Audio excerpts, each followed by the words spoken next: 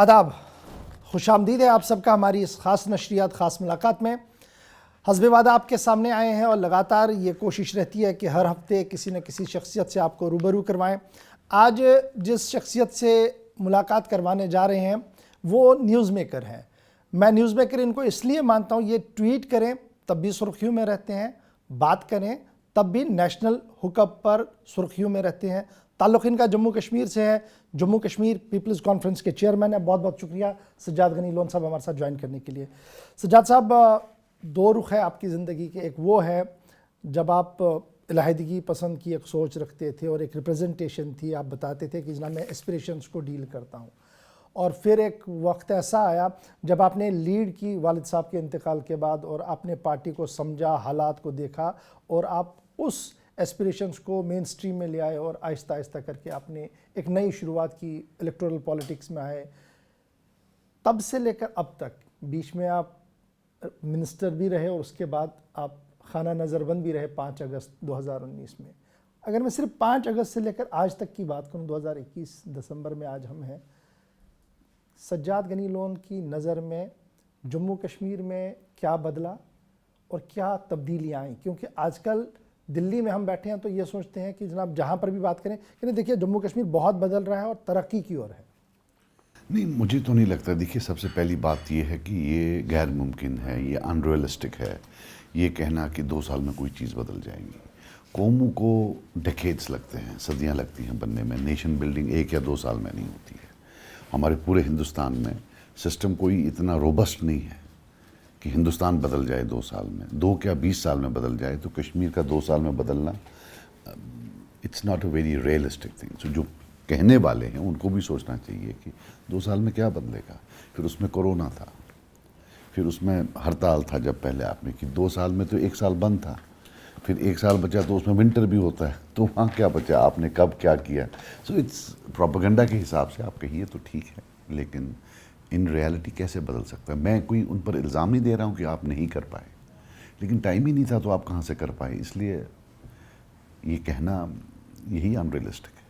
तो 5 अगस्त के बाद बदला क्या? फिर क्या पॉलिटिकली आपको क्या चीज़ लग रही है? क्योंकि हम देख रहे थे आप मिनिस्टर थे तो आप इंडिया आइडिया एक्सचेंज में बोले और भी बहुत सारी जगहों पर आप बोले, तो अब लगातार एक वकालत करते रहे कि जनाब हुकूमत हिंद को जो रवैया है उसको तब्दील करना पड़ेगा। जी, आप जो देते हैं अगर आप इसको अच्छे तरीके से परोस के दे तो हो सकता है लोगों का माइंडसेट चेंज हो। तो क्या आपको लगता है कि उस पर कहीं आज अमल हो रहा है या तब अमल हो रहा है? नंबर 1। नंबर 2, सबसे बड़ा मसला ये है कि जो आज हम आपसे जानना चाहेंगे वो यही है कि एक आवाज़ थी जनाब, एक रीजनल इम्बैलेंस है। जम्मू वाले बोलते थे कश्मीर सारा खा गया, लद्दाख की अपनी परेशानियाँ थी, कश्मीर की अपनी परेशानी थी। क्या वाकई तौर पर रीजनल इम्बैलेंस था फंड्स के अंदर, या ये भी एक हवा थी जो अभी भी चल रही है? देखिए, सबसे पहले जो आपने बोला वो परोसने का, वो एक बात थी मेरे वालिद साहब के वक्त। तो वो किसी अखबार वाले से बात कर रहे थे, तो अखबार वाले ने उनको बोला कि आप मिनिस्टर रह चुके हैं तो अब आप अलहदगी पसंद हैं। तो बात चली तो मुझे सिर्फ इतना याद है कि वालिद साहब ने उनको बोला कि यार हम तो शुक्रगुजार हैं हिंदुस्तान के, उनने तो काफ़ी हमारे लिए किया है। तो इन्होंने बोला फिर प्रॉब्लम क्या है? बोला प्रॉब्लम यह है कि यार जब पुराना वक्त था, जब 1960, 65, 70 में जब ड्रॉट होता था, सूखा पड़ता था, खाने के कमांदे होते थे, तो बाहर से एड आता था, चावल नहीं होते थे, तो हिंदुस्तान हमें चावल ही नहीं बाकी जगह भूख में हमें खीर देता था। तो इन्होंने बोला फिर प्रॉब्लम क्या है जब खीर? बोला अफसोस चावल ही देते, प्यार से देते, ये खीर जो है जूते में डालकर बोलते लो खाओ। तो आज न खीर है, जूता अपनी जगह है, जो मुझे लगता है। तो ये जो अभी हो गया है, मुझे लगता है इनको अब चाहिए कि मारदाड़ काफ़ी हो गई, प्यार से, ये लोग हैं, अपने लोग हैं, इनको प्यार से बात करें, मोहब्बत से। बहुत ज़्यादा मारदाड़ हो गई और हस्ब मामूल वही हुआ। एलीट बच गया, गरीब पिस रहा है।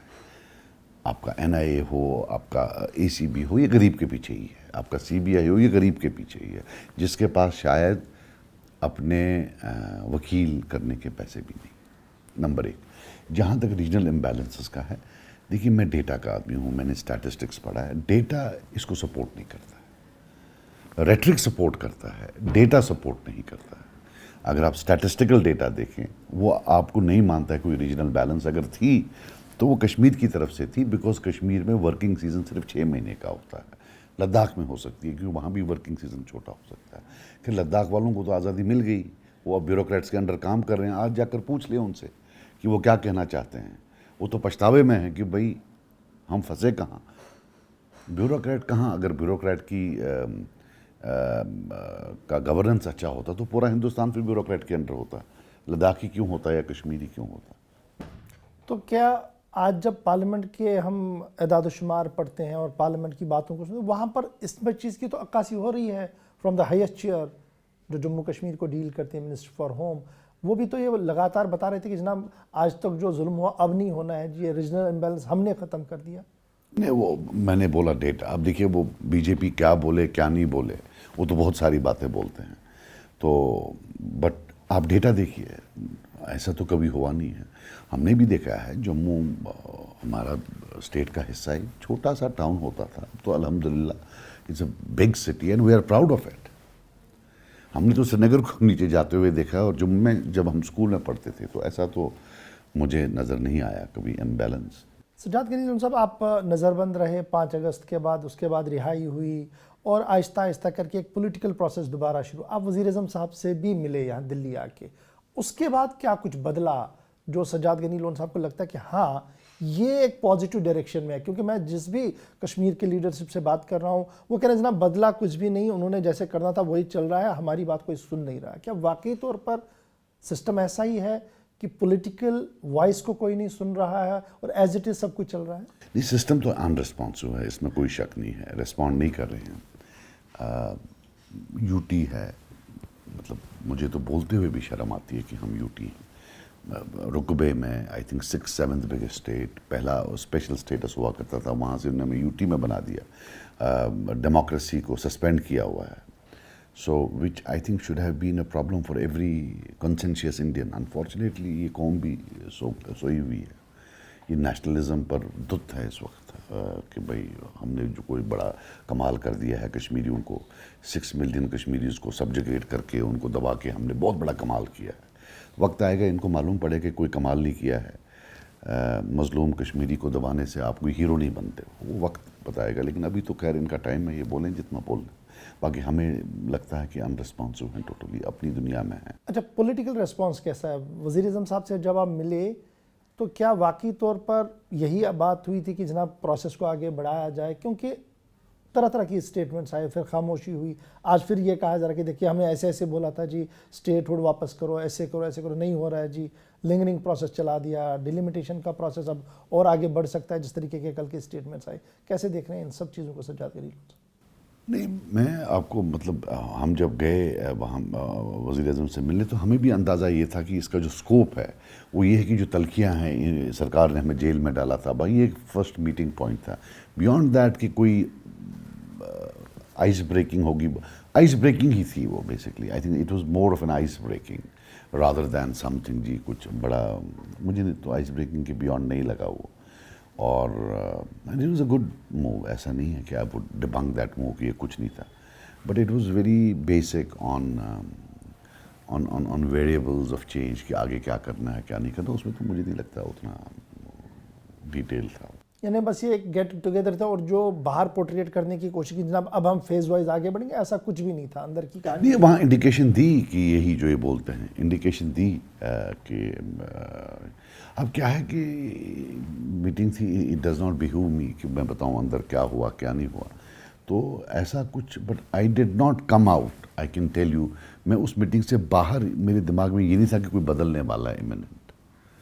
एंड आई एम श्योर बाकी जो लीडर थे उनके दिमाग में भी ये होता कि अभी ऐसा कुछ बदलने वाला इमिनेंट कोई चेंज नहीं होने वाली है।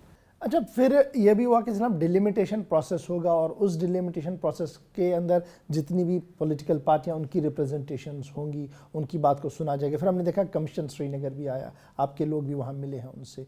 अब जो बातें आ रही है कि जनाब कोई टाइम फ्रेम नहीं है, इसे आप कैसे देख रहे हैं? क्या ये प्रोसेस डिरेल हो रहा है? डिलिमिटेशन जो है ये एक पर से delimitation is an excellent thing in a democracy, but इसको बार बार इस्तेमाल किया गया। डिलिमिटेशन का पहला जो नेगेटिव किया वो नेशनल कॉन्फ्रेंस है। उन्होंने इसमें पॉलिटिकल अपोनेंट्स को ख़त्म करने, कुछ गायब भी हो गए, उनकी असेंबली कॉन्स्टिट्यूंसीज उन्होंने इस तरीके से तोड़ मरोड़ दी कि गायब हो गए। अब जैसे हमारे फादर साहब की कॉन्स्टिट्यूंसी थी, आप देखिएगा वो जब लड़ा करते तो आइलैंड्स हैं कि भाई ये कॉन्स्टिट्यूंसी है, ये आइलैंड जो है ये हमने निकाल दिया आपकी कॉन्स्टिट्यूंसी, क्यों वहाँ आपको 80% वोट पड़ते थे। ऐसे ही इन्होंने मौलवी इफ्तिकार साहब हैं, उनका जो अपना एक टोला होता था उसको कुछ काट के टंगमर्ग में डाल दिया, कुछ सोनावारी में डाल दिया, कुछ बकरा वोट होता था सिटी में, उसको ये कर दिया। सो दिस डिलिमिटेशन जब it's a demon, it's a very dangerous demon.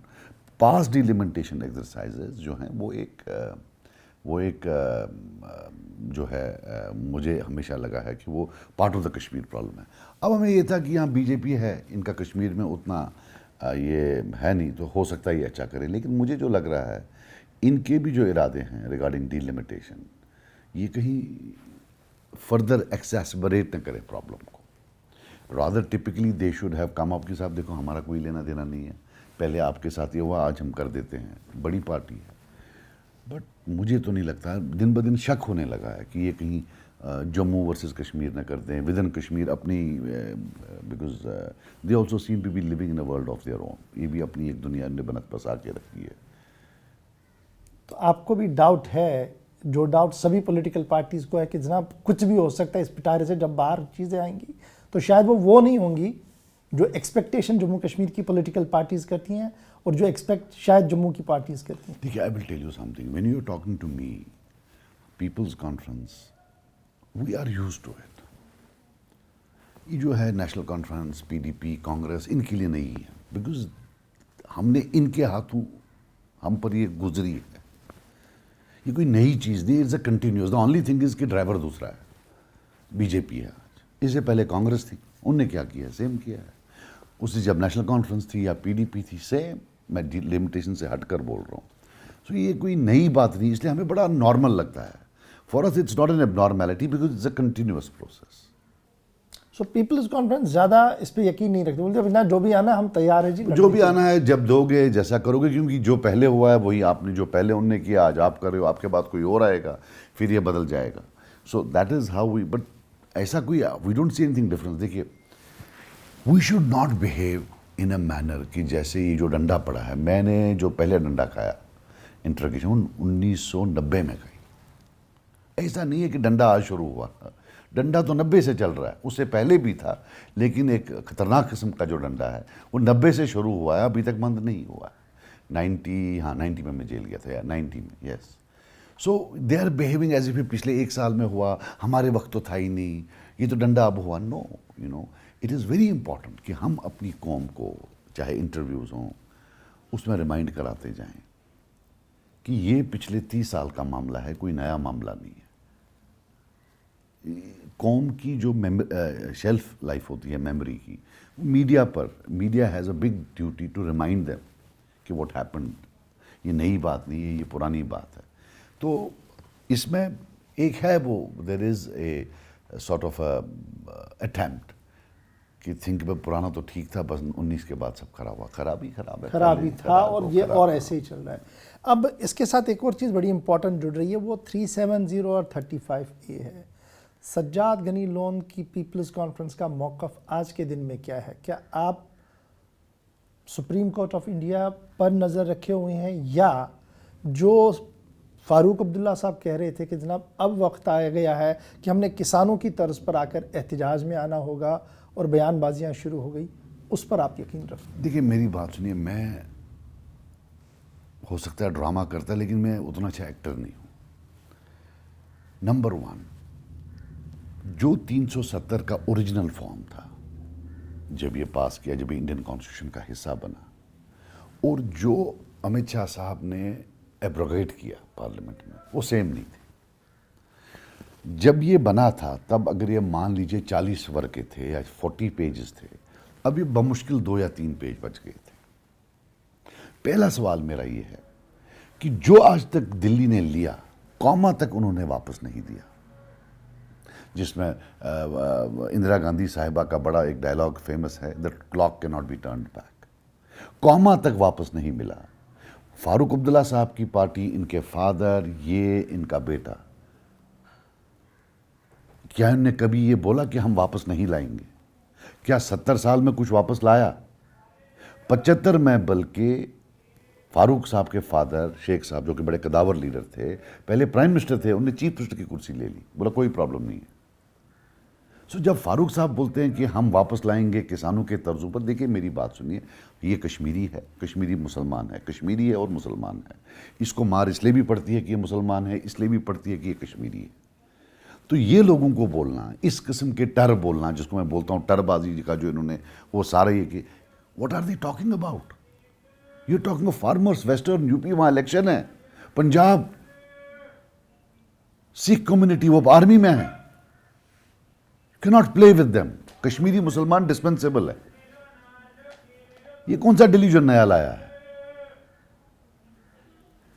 370 के लिए मैं सुप्रीम कोर्ट की तरफ देखता हूं, पार्लियामेंट की तरफ देखता हूं, लेकिन जब तक बीजेपी वहां है वो पार्लियामेंट में 370 को वापस नहीं आने देंगे। ये भी एक रियलिटी है। क्या कांग्रेस आने देगी? शक लग रहा है। लेकिन अल्लाह ने अगर चाहे, जो थर्ड फोर्सेस आ रहे हैं, मुझे लगता है उनसे मुझे उम्मीद है, या सुप्रीम कोर्ट से उम्मीद है। बाकी मेरे में I don't have a hunger for theatre कि अब मैं लोगों को बोलूँ नहीं अब मैं जा रहा हूँ, फिर मैं वहाँ जाऊँगा, वहाँ से लाऊंगा।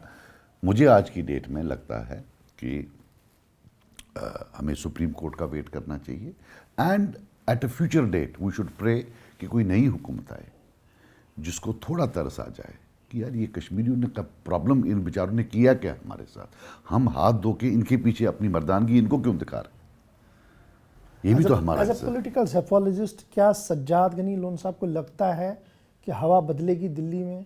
देखिए, हमेशा लगता है कि रूलिंग पार्टी नहीं जाएगी और हमेशा रूलिंग पार्टी जाती है।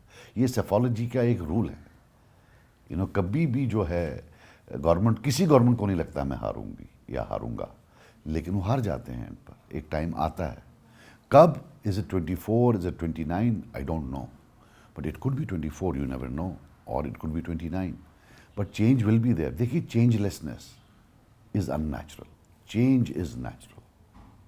ये बोलना कि आपने आर्टिकल 370 एब्रोगेट कर दिया और वो हरफ आखिर है, मुझे नहीं लगता है। मुल्कों की जो डेस्टिनीज होती हैं वो एक इवेंट पर ख़त्म नहीं होती हैं, इट्स अ कंटिन्यूअस प्रोसेस। और जहाँ जम्मू कश्मीर का मामला है, एनी पॉलिटिकल साइंटिस्ट जो बोलेगा कि अभी चैप्टर ख़त्म हो गया would have to be very very immature. यानी still you have a hope, Sajjad Gani Lone sahab को ये होप है कि जनाब जो सज्जाद गनी लोन साहब पीपल्स कॉन्फ्रेंस लेकर आए थे और अचीवेबल नेशनहुड हमारे सामने रखा था, आपको आज भी उस पर यकीन है कि ये एक पहल है जी, अगर इसके कुछ चीज़ों को अमलाया जाए तो जम्मू कश्मीर आगे जा सकता है, फ्यूचर स्ट्रेटजी इसकी है इसमें? देखिए, मेरी बात सुनिए, अब 10 साल बाद, 20 साल बाद, 30 साल बाद, 40 साल बाद एक टाइम तो आएगा इंडिया पाकिस्तान में पीस होगा, इसमें कोई शक नहीं।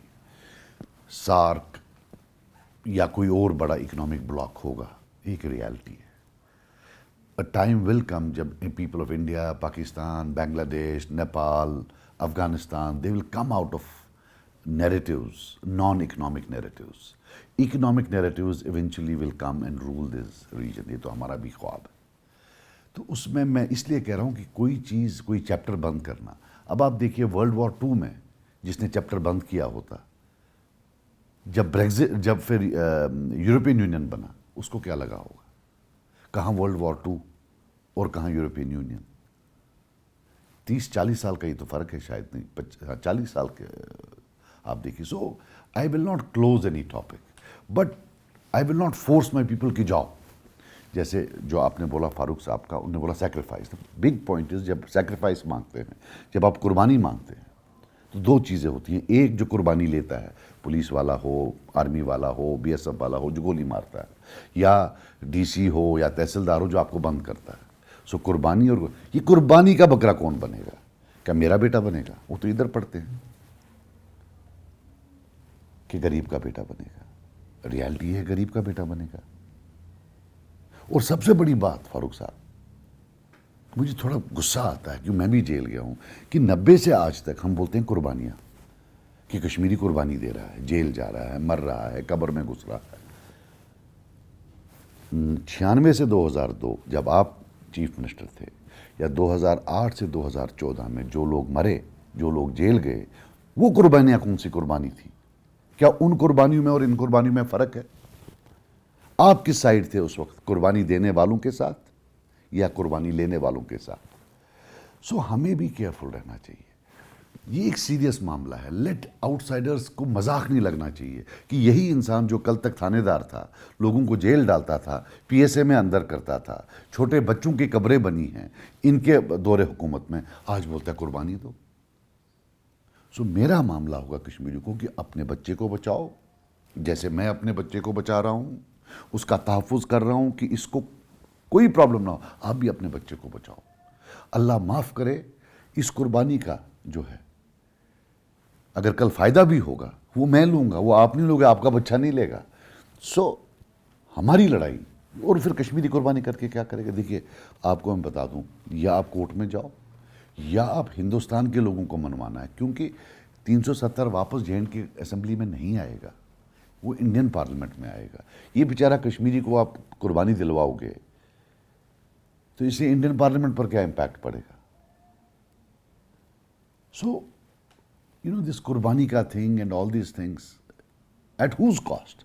किसका बच्चा मरेगा, किसका बच्चा जेल जाएगा? अच्छा सज्जाद साहब, बड़ा इंपॉर्टेंट है, जब कुर्बानियों की बातें आ रही हैं तो बड़ा इंपॉर्टेंट है, 3, 4 और 5 अगस्त को सज्जाद गनी लोन को श्रीनगर में काफ़ी एक्टिव देखा गया।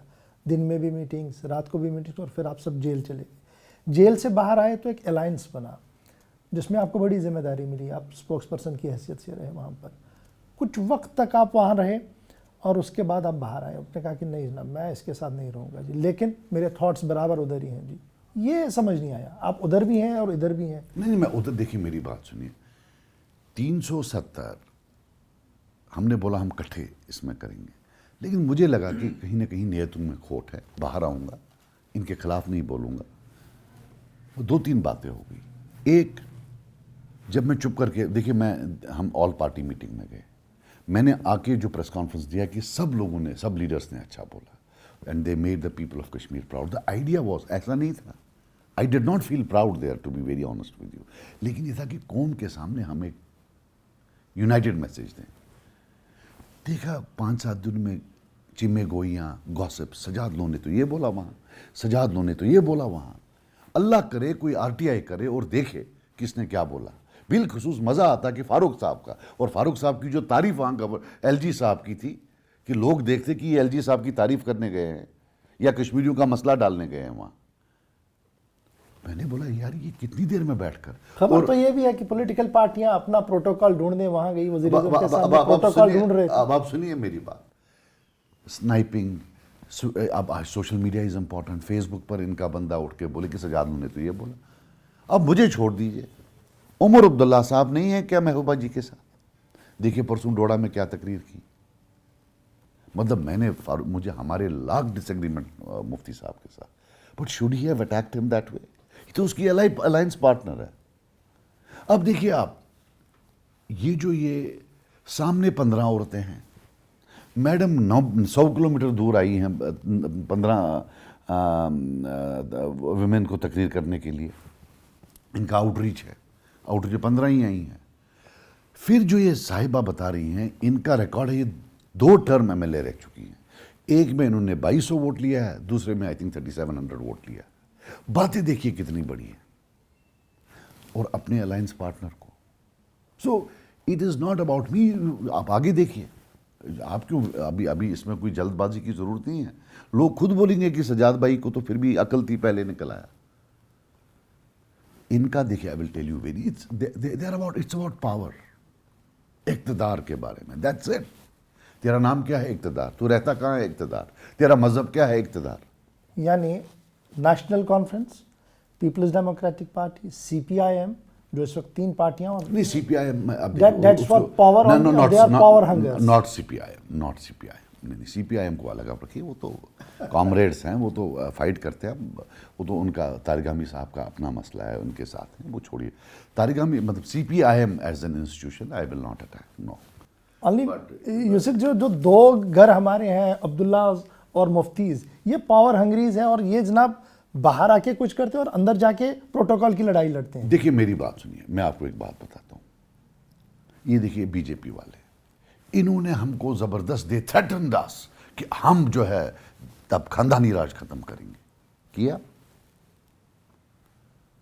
नहीं किया। इनका एनआईए, इनका सीबीआई, इनका जो ये एसीबी, ये गरीब के लिए है।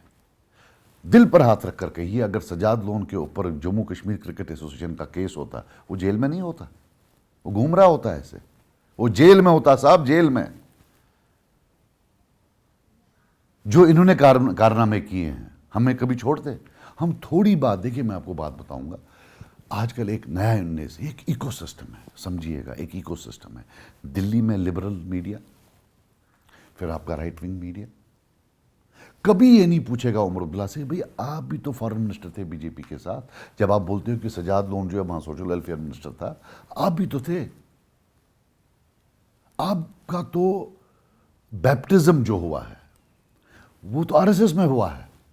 जैसे हमें जब मुसलमान पैदा होता है बांग देते हैं यहाँ, अल्लाह अकबर, आपका जो सियासी बांग है वो तो आरएसएस वालों ने दी है, कोई नहीं बोलेगा।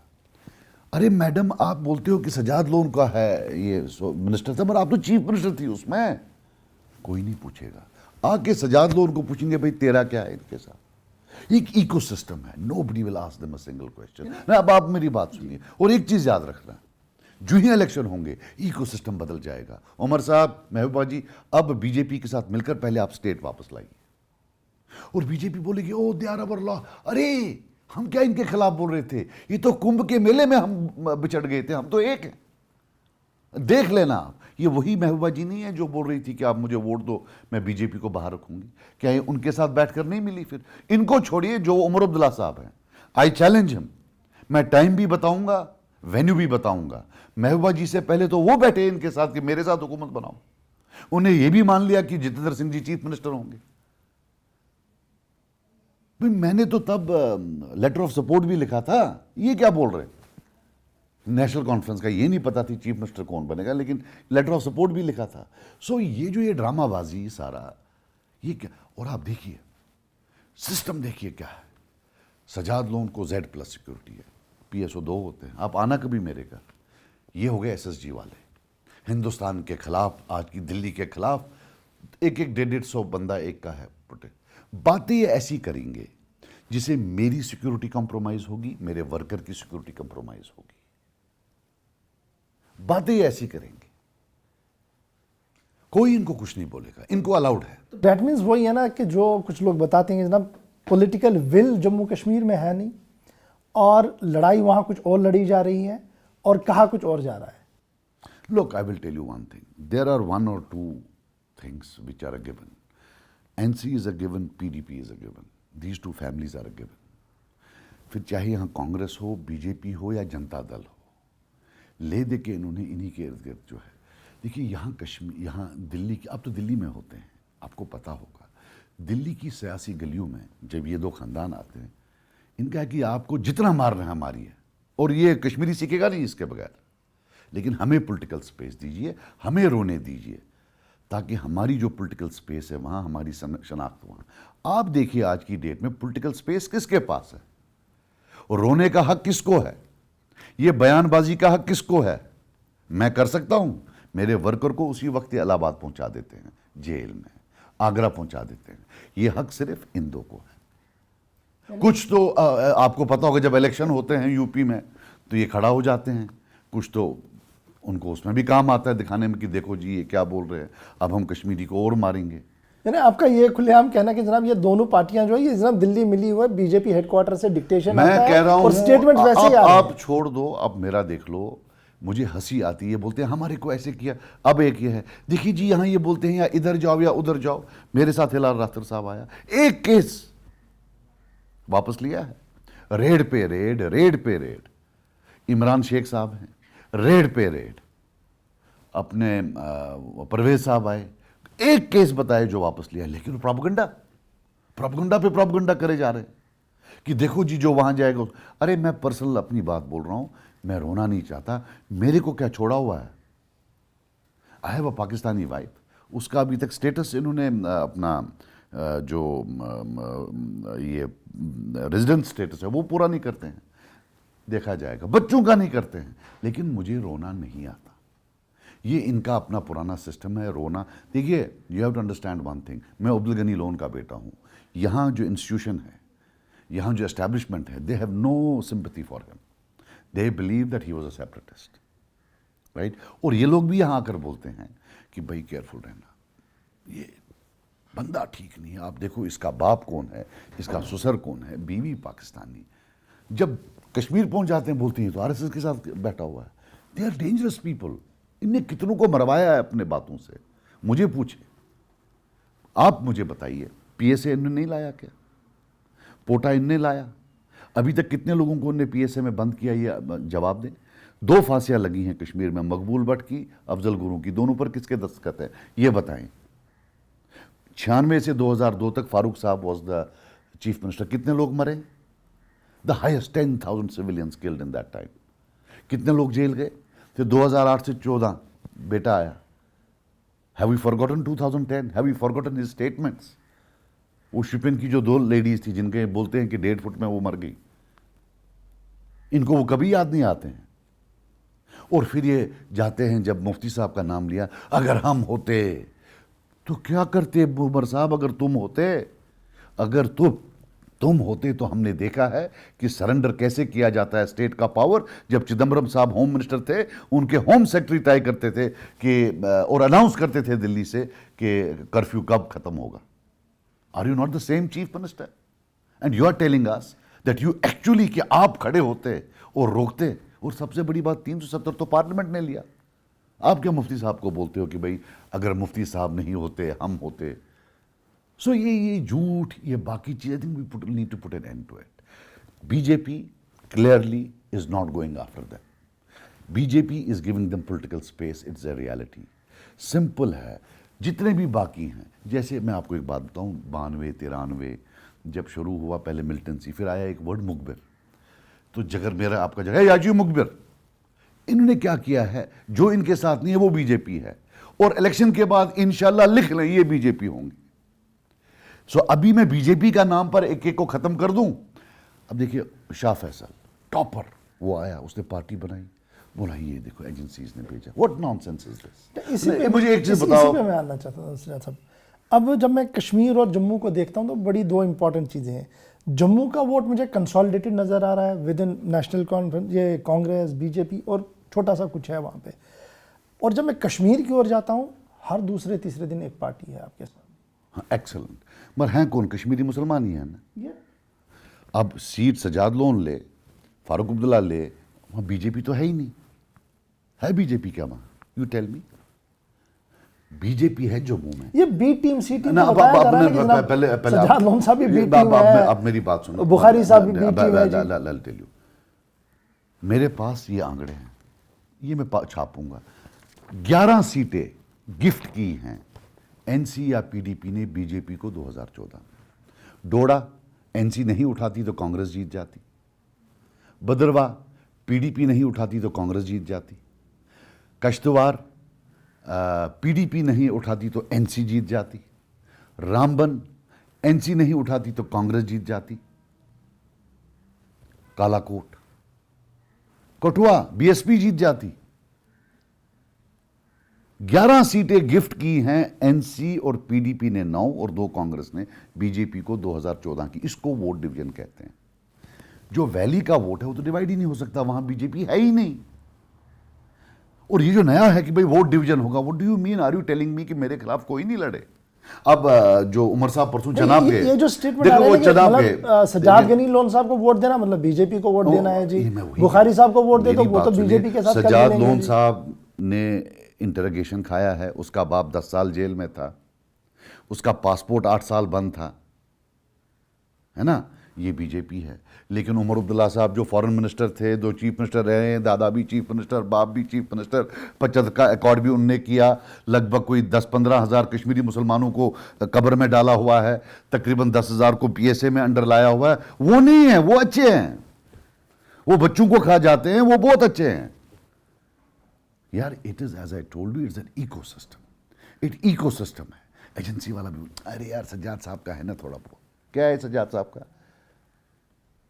देखिए मैं आपको एक बात बता दूं, हम 45 ईयर ओल्ड पार्टी हैं। मेरा फादर लड़ते थे, अब देखो वोट डिवीजन की बात बताऊं, अभी मैडम भी बोल रही थी, जिस प्रॉब्लम ये है यार इशफाक भाई, दैट हमारा जो नया जर्नलिस्ट है ये पढ़ता नहीं है, ये किताब नहीं खोलता है। मैं अपने बच्चों को बोलता हूँ हिस्ट्री पढ़ो, वैसे उनको भी बोलता हूँ कि पढ़ो थोड़ा।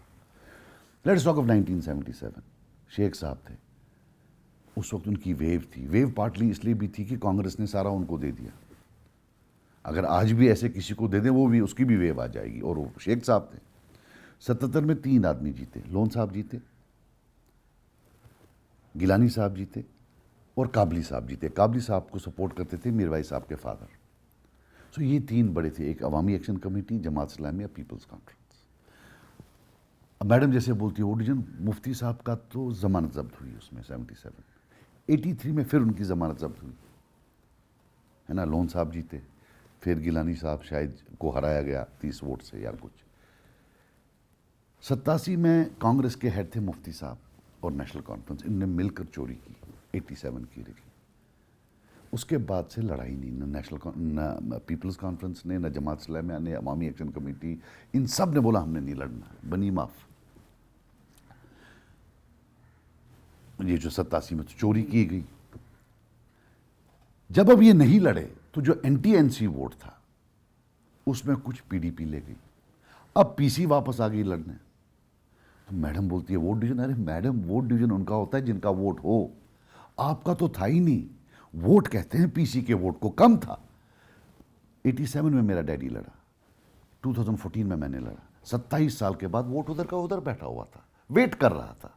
इसको कहते हैं हार्डकोर वोट। 27 साल जेल, मार, कत्ल, फिर भी वहीं रहा। ये कैसा वोट है आपका?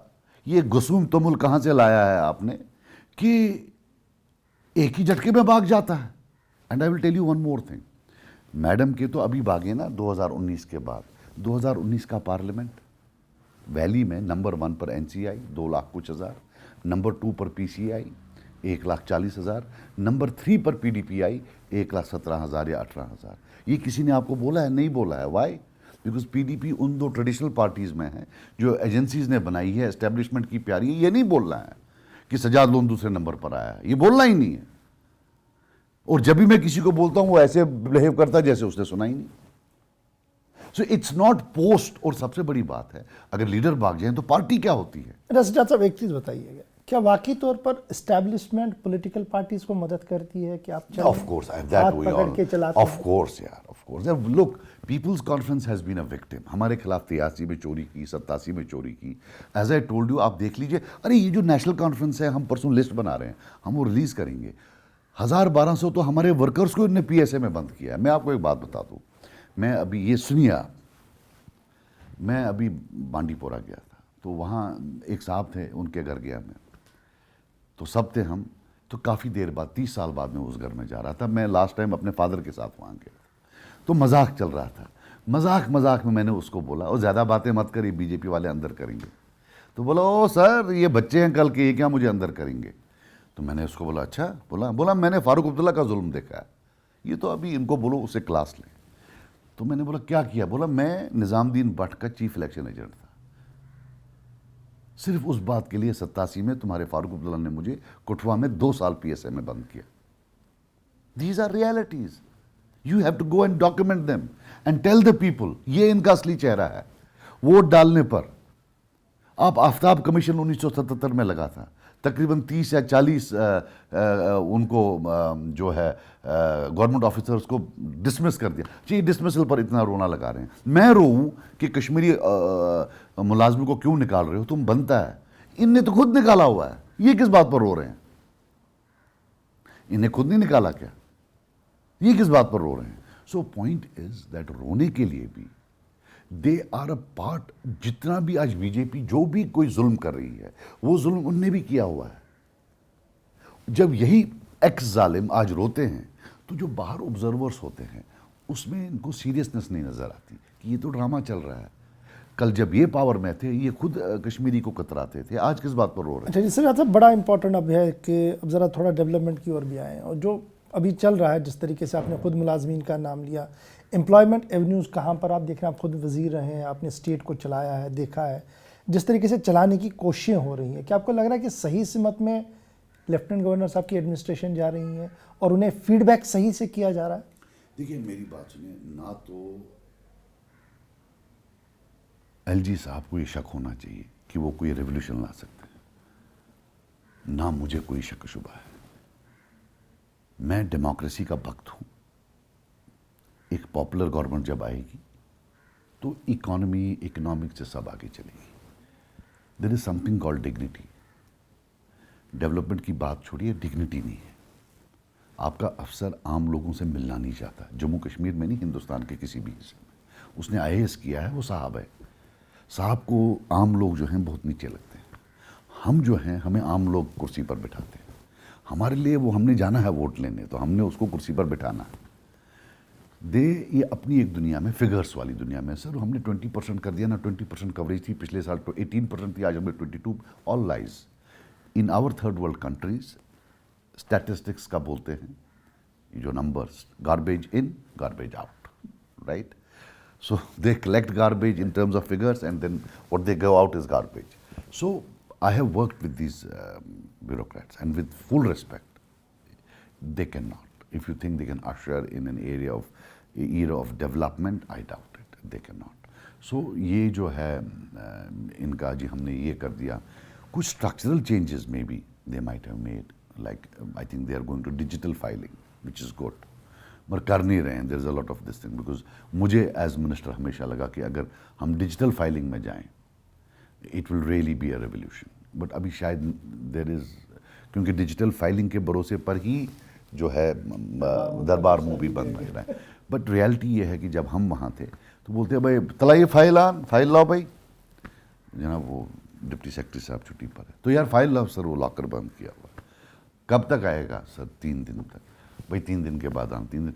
जनाब उसने एक्सटेंड की, वो थोड़ा बीमार था, 7 दिन वो और नहीं आएगा। We have seen it with digital file. You can call him and tell him भाई फाइल पर लिखो अपना, और people who sit on file you can. So वो एक मुझे लगता है digital filing is a very good structural intervention. तो ये जो दूसरा इंडस्ट्रियल रेवोल्यूशन की बातें हो रही है और कहा जा रहा है कि इन्वेस्टमेंट जम्मू कश्मीर के अंदर होगी जी, बाहर के लोग इन्वेस्ट करेंगे। सज्जाद गनी लोन साहब का भी एक माइंड सेट है इंडस्ट्री का। क्या आपको लगता है वाकई तौर पर तब्दीली का आगाज़ हो गया है? I don't know whether we are, Jammu का साइड में भी वहाँ इंडस्ट्री लग सकती है। हमें फोकस करना चाहिए इंडस्ट्रीज़ का जम्मू में। कश्मीर में इंडस्ट्री लाना, I don't think, you have to do things which are natural. Unnatural चीज़ें या सब्सिडाइज चीज़ें, इकोनॉमिक साइंस है वो चलती नहीं ज़्यादा देर, right? I would have thought Jammu as the industrial belt of our state, and valley I would have seen service sector, tourism. बहुत बहुत ज़्यादा टूरिज्म हो सकता है। इवन जब डिस्टर्ब्ड कंडीशंस हैं, you can create islands of excellence, जैसे बाहर हुआ है। आप सॉफ्टवेयर डेवलपमेंट पार्क्स बना सकते हैं, आप जिसमें मैं सर्विस सेक्टर बोल रहा हूँ, आप बैंकिंग को ये कर सकते हैं। You can create islands of excellence, beautiful islands of excellence for tourism. Industry का मैं स्केप्टिकल हूँ। आई वुड लव कि जो इन्वेस्टमेंट आ जाए वो उन जगहों में जाएं जहां हमारा कॉम्पिटिटिव एडवांटेज है टू डू थिंग्स, जैसे टूरिज्म है, बैंकिंग है, सॉफ्टवेयर डेवलपमेंट है। फार्मा कंपनीज आ सकती हैं, वो वहाँ डेवलप, बिकॉज ऑफ आपका क्लाइमेटिक आपका एडवांटेज हो सकता है उसमें, बिकॉज एनर्जी को रेगुलेट करने में the price of regulating energy is very high. फिर आपका you could go, there would be backward integration. आपकी जो मेडिसिनल प्लांट्स हैं काफ़ी हैं हमारे, जो अगर सच में उनकी कल्टिवेशन की जाए तो there is a huge this thing. So we could look at those things, but I don't think, you see, tourists can't script your future. अभी जो हैं तो टूरिस्ट से हैं ना, कोई 2 साल के लिए आया है, कोई 4 साल के लिए आया है। सो मुल्कों की तकदीरें टूरिस्ट नहीं बदला सकते हैं। मतलब tourist as a tourist is fine, but tourist as my commissioner secretary, tourist as my director, वो कौमों की तकदीरें नहीं बदल सकते हैं। वो अपनी तकदीर बदल सकते हैं, दे कैन डू गुड। बाकी कौमों की तकदीरें नहीं बदल सकते हैं। कौमों की तकदीरें उस कौम के लोग बैठकर बदल सकते हैं। ये तो एक रियलिटी है। बहुत शुक्रिया सज्जाद साहब हमारे साथ ज्वाइन करने के लिए। थे जनाब सज्जाद गनी लोन साहब, पीपल्स कॉन्फ्रेंस के चेयरमैन थे, बेबाक अंदाज में बात करते हैं और यही वजह है कि जम्मू कश्मीर के हर छोटे बड़े मामले पर इस अंदाज से उन्होंने बात रखी है कि जो एक हिस्टोरिकल पर्सपेक्टिव भी है और फ्यूचर अलायंस किस तरीके के बन सकते हैं उस पर उन्होंने गुफ्तगू की। अपना फीडबैक ज़रूर दीजिएगा और याद रखिएगा फीडबैक के लिए आप हमारी अवामी राब्ता साइट फेसबुक, ट्विटर और इंस्टाग्राम पर भी ज्वाइन कर सकते हैं। अल्लाह हम या नासिर।